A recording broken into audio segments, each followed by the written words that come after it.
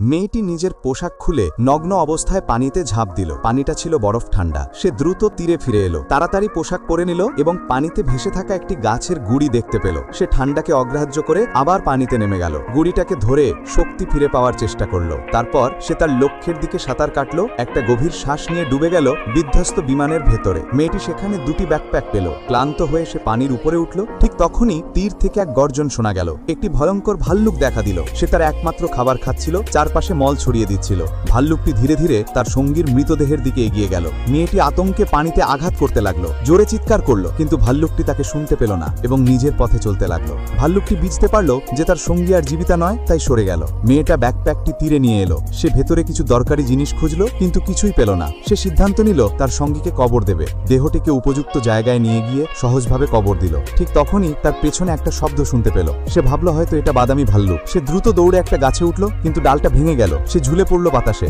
যে প্রাণীটা শব্দ করেছিল সে বেরিয়ে এলো। দেখা গেল সেটা একটা র‍্যাকুন, এক ধরনের ছোট বন্য প্রাণী। সে স্বস্তির নিঃশ্বাস ফেলল, কষ্ট করে দাঁড়ালো এবং হাঁটা চালিয়ে গেল। কয়েকদিন পর তার শরীর দুর্বল হয়ে পড়েছিল হতাশায়। ঠিক তখন সে শুনল গাড়ির শব্দ। দূর থেকে মনে হচ্ছিল এটা হয়তো কল্পনা, কিন্তু শব্দটা ধীরে ধীরে স্পষ্ট হতে লাগলো।